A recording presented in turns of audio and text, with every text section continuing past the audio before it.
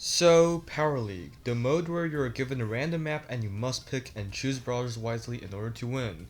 There are currently, as of December 2021, 15 Power League maps. Those maps are the same as Power Match maps.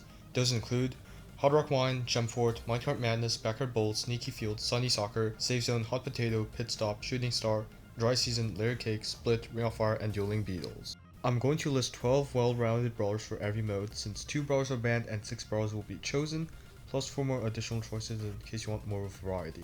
I'm not going to do by every single map since that would be way too messy and way too overwhelming, plus there are some maps that resemble each other a lot.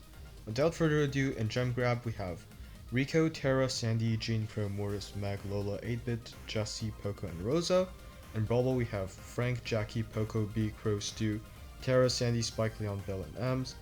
In Heist we have Bull, Edgar, Colette, Rico, Belle, Jessie, Bibi, Barley, Dynamike, Colt, Nita, and Brock. In Bounty we have Nani, Sprout, Belle, Piper, Brock, Jean, Tick, Byron, Mortis, Mr. P, Penny, and Leon. And in Hot Zone we have Sandy, Rico, Amber, Lou, Jessie, Ems, Belle, Frank, Surge, Stu, Poco, and Mag. In case if you wonder where Siege and Knockout are, Siege has been removed from Power League due to popular request, and Knockout hasn't been implemented in Power League yet, but I expect it to be very soon. Versatile brawlers are essential to winning more matches in Power League and Power Matches since they can fulfill multiple roles in multiple maps, thus increasing their viability. Now time for a few tips. If you're the leader, look carefully at the map and ban a brawler you do not want to play against that you and your teammates are not planning to play either. This reduces chances of losing and face a brawler that you will have trouble with. 2. Don't disconnect from a Power League match. There are many reasons why a player would discontinue a Power League match. Those could include playing on a disliked map, doesn't want to play or face certain players, so aka dodging, bad picks, low power levels, or enemy team has a better comp than your team, lag or bad internet connection, or someone calls on the phone, the normal excuse, etc. Don't do this, it just gives you warnings and ruins your reputation. Play fair like Supercell has said, just play in an atmosphere that you're comfortable with, no interruptions, this way you'll win more matches. While choosing your brawlers, you can do it in 2 ways. One is to choose the best brawlers for a specific map, and 2 is to counter the brawlers picked by the enemy team. When you see holes which are flaws in the enemy team's composition, absolutely go for a counter pick. It makes your games play more smoothly. Example, if they have Jessie and Pam, go for a thrower to destroy their turrets. Here are a few examples of holes into counters. Control gets beaten by tanks, tanks gets beaten by DPS users, assassins gets shredded by tanks, throwers gets beaten hard by assassins, and turret users gets wrecked by throwers. Flash bars during the picking phase. Sometimes when people don't have any ideas, others will suggest picks for them, which are in most cases good choices. Just take the picks if you don't know who to go for. And if you're the type of guy who flashes brawlers, you can manipulate this to create your own team comp. In the preparation, take a final look at your selection of star powers and gadgets, but focus also on the enemy team. Make a plan on who should go for who. Don't give up on the second round after you have lost the first one, unless your teammates are AFK and they absolutely did nothing. Use the second round to build up to a different strategy that may not have worked during the first. Truth is, some matches are extremely close, so anyone could be the winner. As a follow-up for the previous tip, don't celebrate too early. The enemy now knows the way in which you play and they'll certainly adapt to it. Take advantage of the opponent's errors to win your games. And now for the club league tips. First of all, the most important one, play for all 3 days.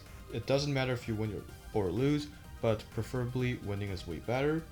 Just by contributing, you added to the club score in the league. Also, play power matches since that gives more points than regular 1v1 matches on one single map. Only use golden tickets if you're planning to surpass a club which has really similar scores to you. You must be sure that once you use them, you're able to, otherwise it would be a waste of star points because who buys golden tickets with gems? Don't be forced into buying golden tickets, it remains a personal choice, however it does account for more points for a club. The rewards will stay the same if you play all 3 days and if you don't use any golden tickets. In power matches, you absolutely want to play with club mates. You're guaranteed more points per win than playing in solos, but even if you lose, you're still gaining more points than if you would be losing alone. Plus, the risk of having someone that plays poorly on your team goes down. There are two ways of playing with teammates. Number one is to have predetermined teams, so that players from that team can arrange a time to play together. The second one is to invite clubmates that are online at the same time as you.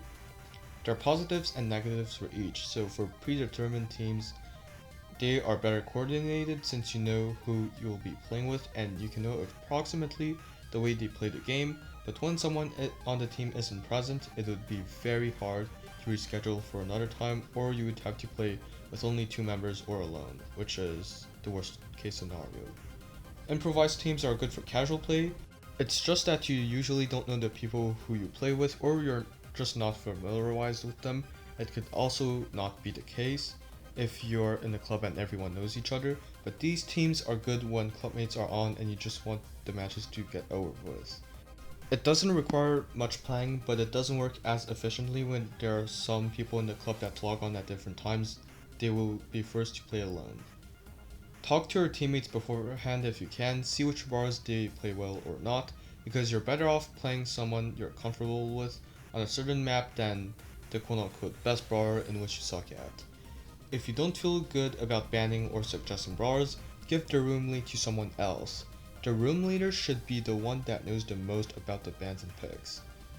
Have good synergy while playing. You can easily tell how they play and you can complement their playstyle with the brawler that you chose. Some brawlers work way better when paired up with another brawler, like the Poco and Frank synergy.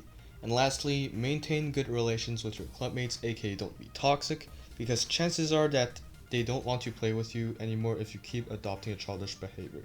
Be positive, say nice things about them. Even a simple good game or well played is sufficient enough to make them want to play with you again. And that's all the tips I have for you in this video. Now go have fun in Power League. See you next time, peace out, have a nice day, goodbye.